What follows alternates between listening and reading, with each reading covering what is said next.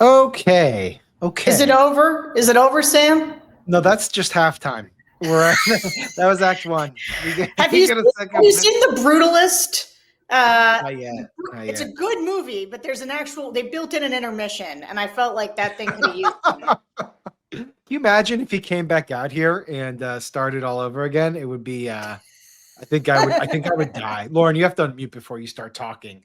This is the year 2025. Oh my God, I'm the youngest here, and I can't unmute. Hey, Lauren, it's nice to meet you. Hey, how's it going?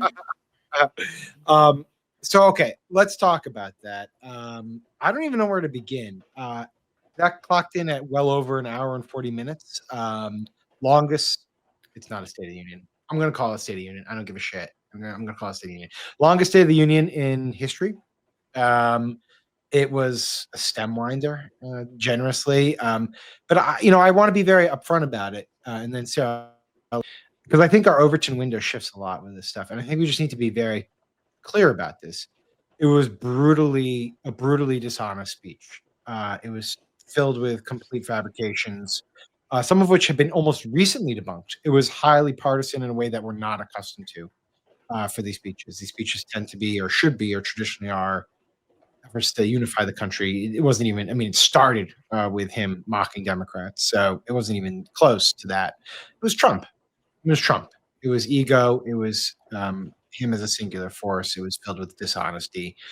Doesn't mean it wasn't effective. I want to be very clear about that, because I do actually think, and we can get to this, the more effective parts. But it was Trump. True. Sarah, what are your thoughts? Well, I thought there were some unifying parts. I do think we are all unified by the ritual humiliation of Marco Rubio. I felt like the whole room was there. I was waiting for that. Yeah. I gotta say, so I was gonna wait because I can tell you all the things I hated about it. Like, did I hate JD Vance's smug face throughout it? I sure did. Did I hate the fact that he somehow managed to talk about trans stuff far more than he talked about the cost of living, which if you weigh, the Americans' priorities, cost of living far outweighs any trans issues. I mean, he probably spent more time just on trans women's sports stuff than on cost of living alone. So, yes. I mean, those were his 100%. Guests too. That's who he brought to the gallery. Yeah. I could talk about Trump saying that right after he talked about how the guy who got shot and killed at his event, how that was sad, but Trump got saved because he needed to make America great again. Like, that kind of egoism. I find Trump repellent. I find, the people standing behind him. Here's the thing though. Trump went for he created happy moments. Like, he went for trying to create these moments of the terminally ill kid that he is making part of the Secret Service, and the guy who he got out of the Russian prison with his 93-year-old mother. Like, there were actually, and in some ways, the way that a standard, State of the Union goes, he does break through that with a certain amount of showmanship that I do 100%. Think if people who are, because look, I can't get used to how dumb he sounds when he talks. I'll never get used to it. Oh, good. We got Joe Perticone. And if you'd showed that to Republicans a decade ago, that speech, they would be and you're going to cheer like a maniac for this guy. Because that was something that was very much on display, was how pumped Republicans were and how demoralized Democrats were. But if you'd showed them and you said, you're going to cheer like a maniac for this guy, they would have been never. Who is that lunatic? And what is he even saying? And yet, here we are. So anyway, I will talk a little bit more about it. And I don't want to be such a downer by saying that I thought it was relatively effective, but I do think there was a lot of showmanship that worked for him and his people. Joe, while we have you, you were in the room. I'm over Trump. I'm now in a tiny soundproof box in the press gallery. All right. Well, give us the. That's why it's dark. People have to understand the glamour of the job here. Yeah. What was like in the room? This is my 8th one of these covering in person across now 4 presidencies: Obama, Trump, Biden, now Trump again. And it was just like, it felt like one of those big tent revivals that they do in the South, where like every line he said, there was like a amen, yes, sir. Right. And like the praise. So like a And rally. then- I feel like that's like what every rally Yeah. he holds feels like. Very much Yeah. like that. And then like the Dems were either all super depressed or they just left. Like Bernie wasn't They were protesting at trying. all. He just got up and he walked out. And you know, some of them that had like t-shirts, I think like probably the most awful moment was the first one with Al Green. I noticed Madeline Dean, when the Sergeant at Arms was making his way down the aisle to go over to him, she like tapped him, and it looked like she mouthed, "Don't hurt him." Right. And he was just kind of like, "Oh, I know, but like we have to get him out." And I was like, that was just like a very like low moment, just for a very, you know, a decreasingly effective body. Joe, tell us quickly, what was Elon like in the because he was sitting in the guest box and seemed a little bit out of place. So he started by like every time anything happened, he stood up and was clapping and jumping, and he was staring at the lights and the ceiling and just kind of like moving around like he does. Same thing as the inauguration, but like more so. And then like, you know, after about an hour and a half, he was like slumped in his chair. And then when Trump mentioned Mars, he like leaned forward and was like, "Wait, what?" And then people started clapping and he was like, "Oh," and jumped up and was like, he had a like brief conversation before it started with Jason Selvig from The Good Liars. I like watched them meet, and there was like some sheriff who was there like as a guest in between them, like what is happening. So we're going to try and find out what that conversation was. I want to go quickly because you talked about Al Green and Democrats and Laura, and this is sort of your forte here. But, you know, I was looking at Tim's Twitter feed, and I think, you know, I'm not trying to cut them any favor. I think Tim is right, though, that anything they did would look cringy. There's really no, I mean, this is they're in a hard the ultimate position. There's the ultimate home field advantage, right? It's like he's at the lectern. He's got both his buddies behind him sycophantically clapping. There's nothing that he's going to say that they're going to clap to. And then there are also high expectations for them to try to create a scene without totally ruining the decorum. So it's really hard. So yeah.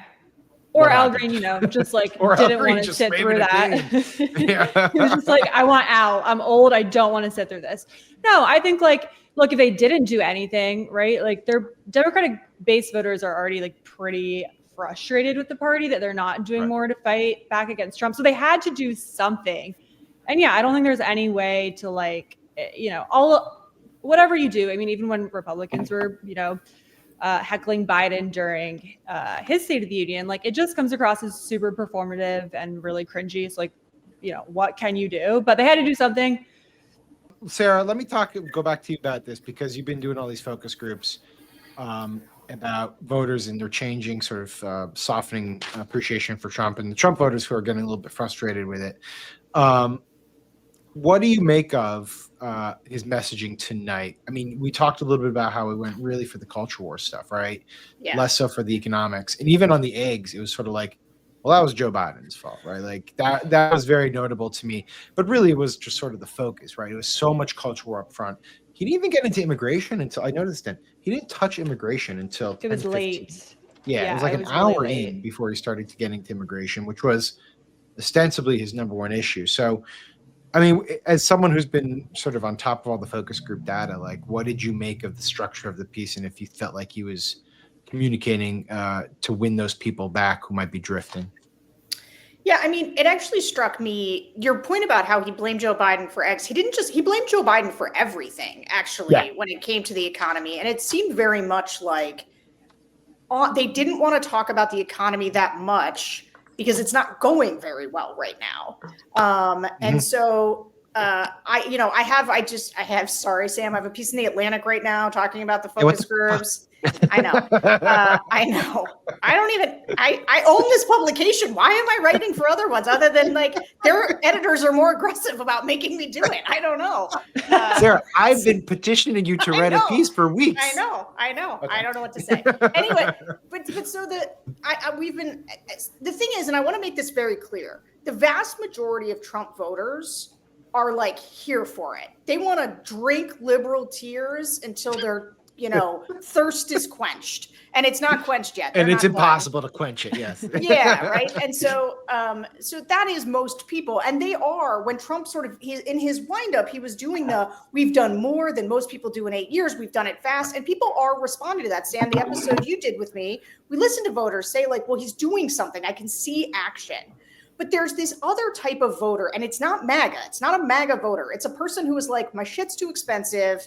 I'm going to vote for Trump because I don't know. I don't really, people say a lot of stuff about him. I just think I think he's a businessman. And so like, I want him to do something for me. But those voters are deeply impatient. And so they're the ones that right now are being like, but is he doing anything on the economy? It feels like it's getting worse. And so I feel like that is who he's soft with. And they know that. They're seeing that he has his worst numbers ever with voters on the economy, because the economy that ate Joe Biden is now eating Donald Trump. Right. Sebastian, you stop playing these videos. We're gonna go to Elissa Slotkin now. Oh, we are. She's delivering the Democratic response.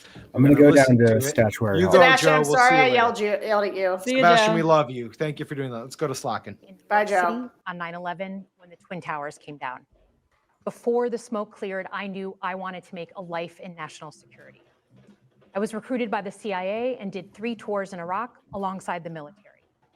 In between, I worked at the White House under President Bush and President Obama, 2 very different leaders who both believed that America is exceptional. You can find that same sense of patriotism here in Wyandotte, Michigan, where I'm speaking from tonight. It's a working class town just south of Detroit. President Trump and I both won here in November. It might not seem like it, but plenty of places like this still exist across the United States. Places where people believe that if you work hard and play by the rules, you should do well and your kids should do better.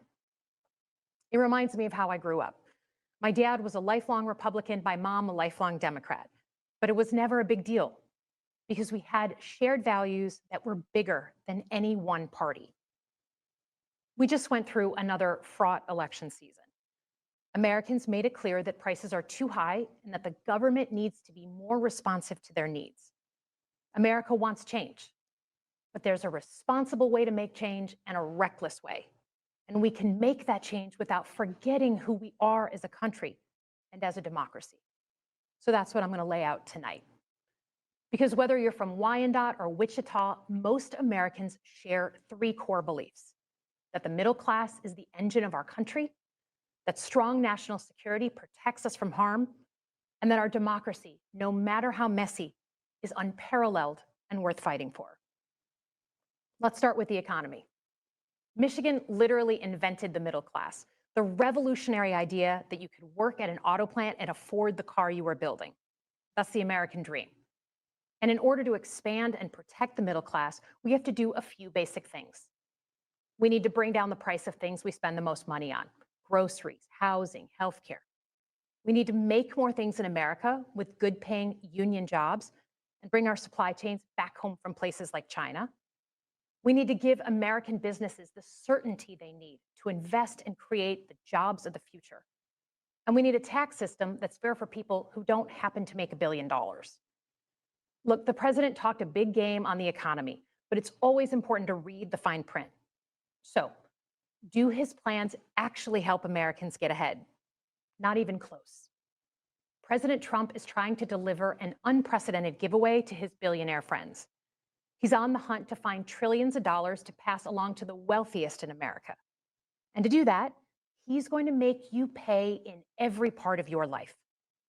Grocery and home prices are going up, not down, and he hasn't laid out a credible plan to deal with either of those.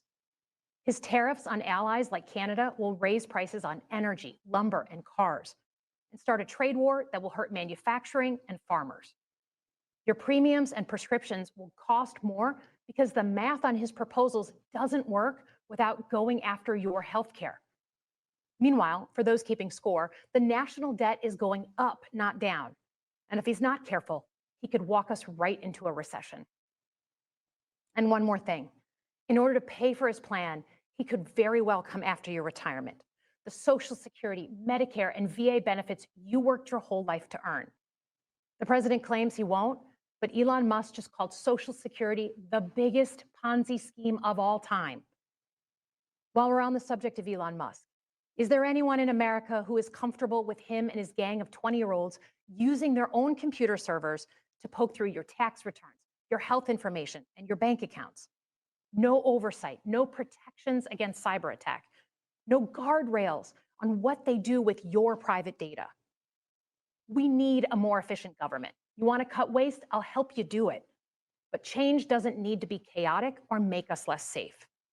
The mindless firing of people who work to protect our nuclear weapons, keep our planes from crashing, and conduct the research that finds the cure for cancer, only to rehire them 2 days later, no CEO in America could do that without being summarily fired. Okay, so we've talked about economic security. How about national security? Let's start with the border. As someone who spent my whole career protecting our homeland, every country deserves to know who and what is coming across its border, period. Democrats and Republicans should all be for that. But securing the border without actually fixing our broken immigration system is dealing with the symptom and not the disease. America is a nation of immigrants. We need a functional system keyed to the needs of our economy that allows vetted people to come and work here legally. So I look forward to the president's plan on that. Because here's the thing, today's world is deeply interconnected. Migration, cyber threats, AI, environmental destruction, terrorism. One nation cannot face these issues alone. We need friends in all corners, and our safety depends on it. President Trump loves to say peace through strength. That's actually a line he stole from Ronald Reagan. But let me tell you, after the spectacle that just took place in the Oval Office last week, Reagan must be rolling in his grave. We all want an end to the war in Ukraine, but Reagan understood that true strength required America to combine our military and economic might with moral clarity. And that scene in the Oval Office wasn't just a bad episode of reality TV. It summed up Trump's whole approach to the world. He believes in cozying up to dictators like Vladimir Putin and kicking our friends like the Canadians in the teeth. He sees American leadership as merely a series of real estate transactions. As a Cold War kid, I'm thankful it was Reagan and not Trump in office in the 1980s. Trump would have lost us the Cold War. Donald Trump's actions suggest that in his heart, he doesn't believe we're an exceptional nation. He clearly doesn't think we should lead the world. Look, America is not perfect, but I stand with the majority of Americans who believe we are still exceptional, unparalleled. And I would rather have American leadership over Chinese or Russian leadership any day of the week. Because for generations, America has offered something better.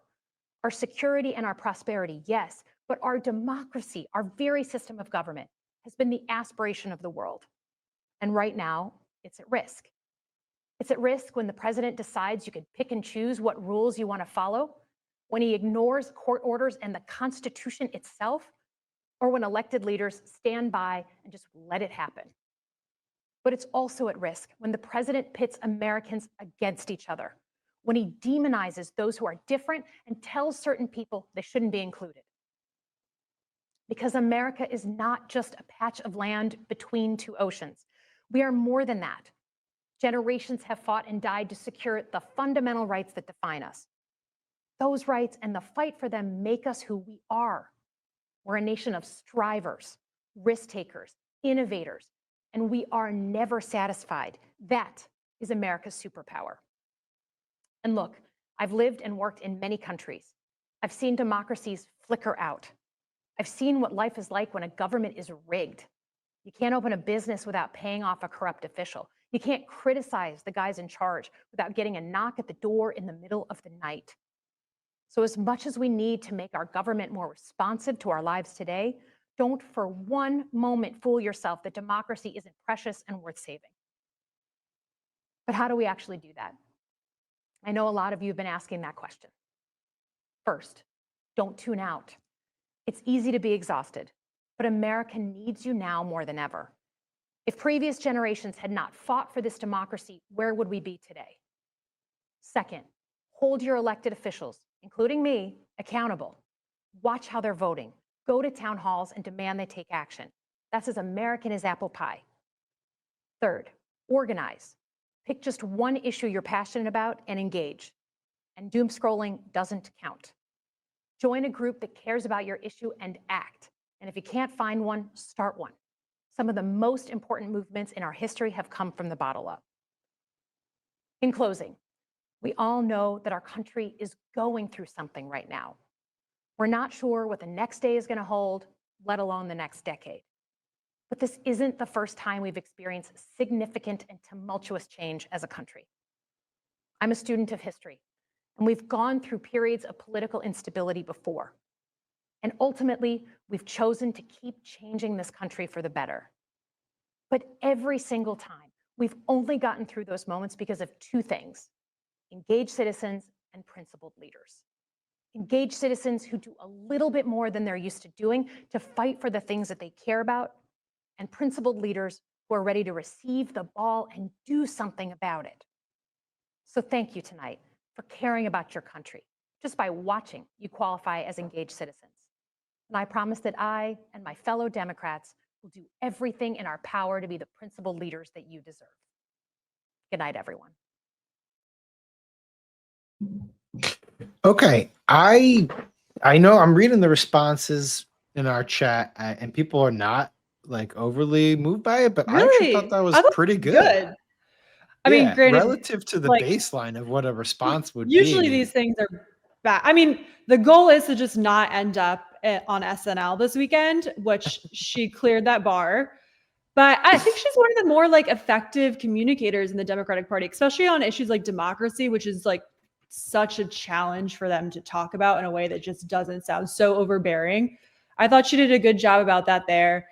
And on the economy too. I don't know, like in a way they're setting up for, it kind of reminds me of how we were with Biden just a few years ago, right? Like the Biden White House trying to tell people, just stick with my plan. Everything's going to be okay. And she's kind of like framing it that way. Like Trump might talk a big game about the economy, but like, that's not what you're feeling right now. I liked her ideas. She had, what was it, like 4, pieces of advice for what to do going forward. These speeches are so 30,000 foot and unrelatable often, but by doing that, she actually seemed to be communicating directly with people who, clearly Democratic voters are struggling to figure out how best to channel their action. She was giving them concrete suggestions. I would suggest doom scrolling is one of them personally. It works great for me.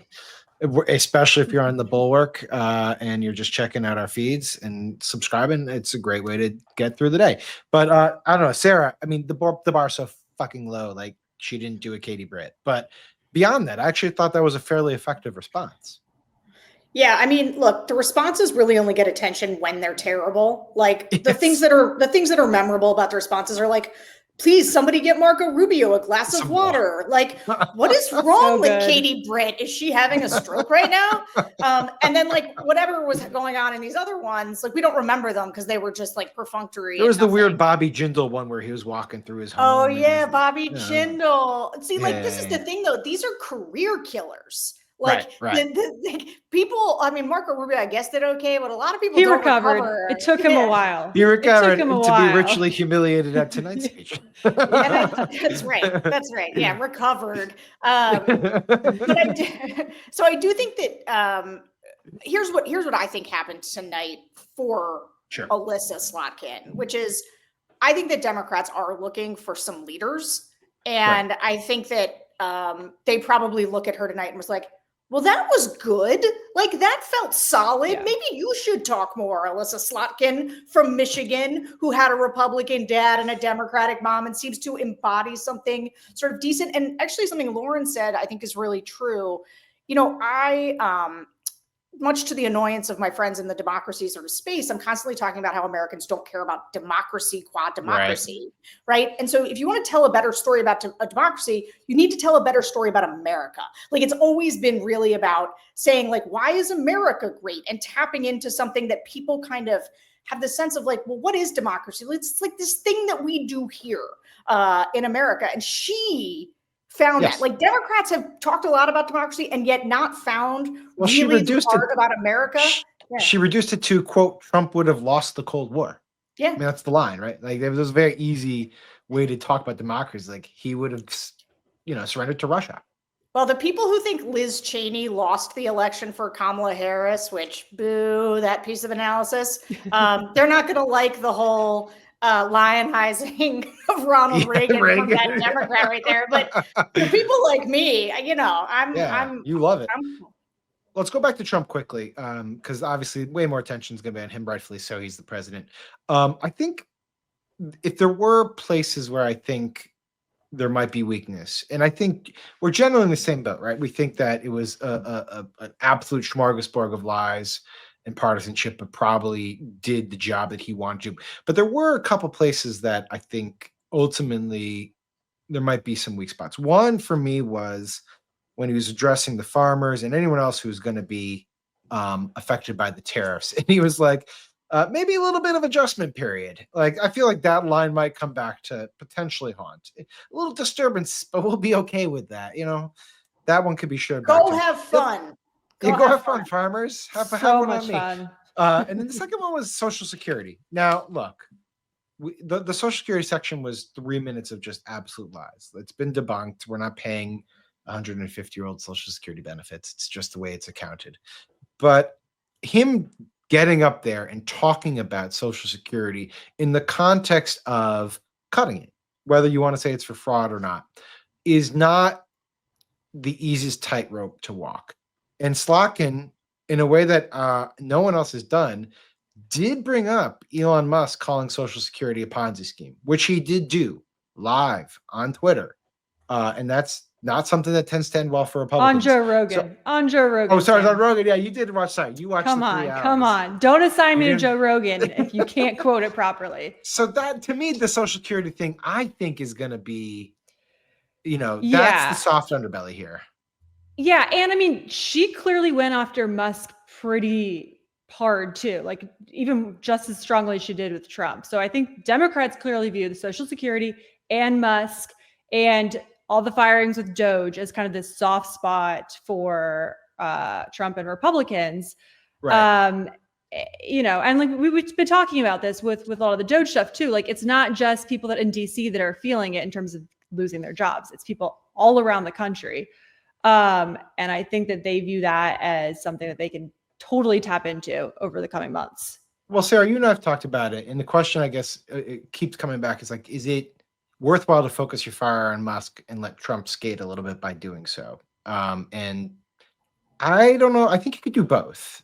Me too. I think you can do both. I think this is a weird thing that people do. I mean, maybe what we have to do is like Benefer Trump and Musk, and we'll call them what would like that be?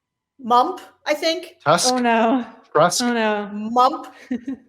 I don't like any of I don't those. know. They all make me really uncomfortable. I do think, I think it's important. Okay, so I'm gonna stop. I think it's good to tie them together. I think that Trump sees Elon as a heat shield. I think Elon can be a bit of a heat shield. He is, in fact, the unelected bureaucrat that we are being crazy. told. That was fucking nuts when they're complaining about unelected bureaucrats. Apparently, a bunch of Democrats in the audience were like pointing at him, being like, "No, he's right there." Yeah. Sorry, go on. I interrupt you. Go ahead. No, that's okay. I just I really don't think that there's any reason why you can't go after both of them at the same time. And also, anything that's bad for Musk is going to be bad for Trump. The only thing that you could say is like, oh, well, if it gets so bad for Musk, then Trump can cut him loose. Fine, great, let that happen, and let them have that fight. That feels like a good place to be. So I don't understand. People get this like paralysis by analysis where they like, ooh, who do we go after? I'm like, just do it.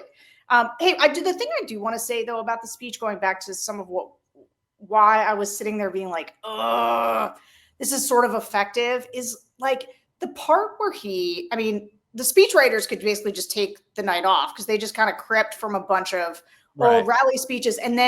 But they did this part in the middle around USAID spending where they just did all of the, oh, here's all the silly things and I'm going to like mispronounce the name. Who's heard of any of these countries? Yeah. I do think that's pretty effective for Americans. Yeah. Like, it just is. Americans are like, and it doesn't even matter sort of left, right, and center. Like, people are like, why are we doing these things in other countries? I don't want to. I want to help people. And like, I thought that was an effective part too. Yeah, no, and Slotkin like kind of addressed that. Like, she tried to say in Slotkin's response, like, we're all for reign. She was like, we're all for reining in, you know, no one wants there to be you know, abuse in the government. No one wants the government to be ineffective or inefficient. But I agree, Sarah. I thought that was one of the strongest parts of his speech, and also something that you can totally see just like popping off online. And millions of people who do not tune into the speech tonight are going to see that, and they're going to remember that from tonight. You also have to be super plugged in to be like, wait, no, it's not transgender mice, it's transgenic mice. And like, that's totally different. And it's like, and then also male circumcision in Mozambique, like what the fuck? It's like, no, it's actually to like stop the spread of deadly infectious diseases and sexually transmitted diseases. And like, this is bait. I mean, honestly, it's just bait. And they do it very effectively, right? Like, there's merits for all this stuff, but they would love nothing more than to have their opponents be like, actually, we should spend, you know, $50 million on this stuff. And it does matter. And like, you know, there's a reason they went after USAID first. Let's put it that way. There's a reason they went after USAID first. And Democrats, you know, maybe they could have prepared for it better. The foreign policy community obviously could have prepared for it better. But ultimately, this was like the easiest layup of a fight for them. And they frankly have won it, right? Like, that's just the fact. Speaking of foreign policy a little bit, I got to tell you, I was relieved. I thought he might pull out of NATO, like in this speech. And instead, he read that Zelensky letter. What do you make of that? Well, he didn't say he signed the deal, but it did to me was a huge. If you're, look, put it this way: if you actually are supportive of the U.S. not abandoning Ukraine, like this was about as good as it could have gone, right? In theory, he could have gone up there and be like, we're done. Not a single cent more for Ukraine. He didn't say that. He read the letter. He didn't say he's going to sign the deal, but he read the letter. He was appreciative of it. He did have to temper it by saying he also wants to talk to Russia. It's like classic Trump. But in terms of foreign policy, I mean, foreign policy was such a small portion of the speech. I mean, it was for a second, like, I didn't even think he was going to get to it because it was like, what? Like, well, yeah, because we were an hour 30. And I was like, it's time. Like, oh it's time. I'm ready to give up on the speech. He did talk about Greenland and Panama and then the Afghanistan withdrawal, which he said, I supported getting out, just not the way. But I thought the Ukraine stuff, to your point, Sarah, it could have gone totally sideways. And that suggests to me that there is hope for some sort of salvaging of whatever it is that they're trying to do. Yeah, it was but like it's clearly not his central focus. It was gross in the sense that basically Zelensky gave Trump the optics moment he wanted. That was like a bit of sort of not groveling exactly, but like he gave Trump exactly what he wanted to read out loud, which I find disgusting the way obviously that Trump treats Zelensky. But I think I don't want the United States to abandon Ukraine. And so I was sort of glad. And I thought he might be like, we're pulling out of NATO, we're, you know, Europe, you're on your own. And like, so none of that happened. And I'm glad about that. I wouldn't be surprised if we get some reporting about how the speech came together. Like people saying, you cannot say that, get that out. As he was walking into the rotunda. Sir, Mr. President, that might not be smart. All right, this one night has gone way too long already. Let's wrap this up with not a prediction so much as a reality check. These things to me can be overanalyzed in the moment as having, you know, great significance. And ultimately, I challenge either of you to remember one line that Joe Biden said. Maybe Biden's not the best example, but one line from any of these speeches that kind of stands the test of time, other than Bill Clinton, the era of big government's over. Will this have any sort of lasting effect? And by lasting, I mean more than just a week, Lauren. No, I don't think these things ever do. I mean, if you think back to like the last State of the Union, which was Biden, which was like this big moment for him to show that he was alive. He was back. And that didn't really work out well for him. So no, these things, you know, really don't matter that much. Yeah. Sarah? I went on TV the next day after the Biden thing, and I was like, this is going to be the beginning of the Biden comeback. We got to pull that clip. I was so desperate for him to like be on his toes. But here's the thing, and this is why it's like, ugh. I don't blame Democrats for being annoyed or, wanting to shout at the lies. But like, what do you remember about Joe Biden's speech? You gave Joe Biden his best moment by Marjorie Taylor Greene shouting at him and him being able to sort of parry back and forth. And Trump, it has that sort of like, what's the wedding singer when he's like, well, I have the microphone and you don't, right? Like he's got the podium. He's commanding the room, and it's a tough spot for Democrats. And I think like what's going to get played up tomorrow are like some of the feel good moments that Trump did that he sort of staged effectively. And then the Democrats behaving badly. And like, I don't wish that to be the takeaway, because the takeaway should be everything he said was a lie, basically. But I think, I don't know, it was more effective than I wanted him to be. It was effective. I think we're all sort of on the same page here. He's very good in the showmanship elements of the presidency. Yeah, he's very good at lying, frankly, and getting away with it. And ultimately, I don't think this ultimately matters, because tomorrow we'll either see the stock market continue to fall because of these tariffs, or he'll come with some half-baked deal for Canada and Mexico, and that'll be the story. And that's I'm sorry, just one last thing that just really hacks me off about this, though. Like the way that Republicans were this is like North Korea level shit. Like the way that they're just JD behind the JD stuff behind him was unreal. They're all like, it's not. I want a cam on like Nancy Mace for the entire thing. They love this shit, though. I mean, even during the tariff stuff, I think it was reported only 3 of them were not clapping for the idea of reciprocal tariffs, even though to a person they would all say we don't support the tariffs, but they were just clapping for it. It's party personality. All right, thank you guys both, mostly to our people in the comments. Apologies for not getting to your questions, but it's late and we had to sit through about an hour and 45 minutes of Trump. Thank you for tuning in. We do generally appreciate it. We try to do these things to at least give you guys some quick insight into how we view these events. And as always, do subscribe to our YouTube feed.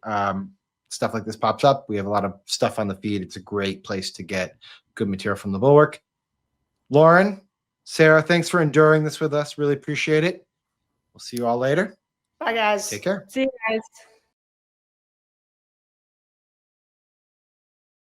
Hey, YouTube fam, if you want to support the Bulwark, the best way to do it is by becoming a YouTube Bulwark Plus member. The Bulwark is truly independent. We have no corporate overlords. We're not settling any dumb lawsuits with Trump. By joining, you help support our work, and you can get a bunch of perks right here on this platform. Ad-free content, bonus videos, live streams, and some emojis of me, which I guess some people want. So come join, come hang out, become a Bulwark YouTube Plus member, and I'll be seeing you in the comments. So behave.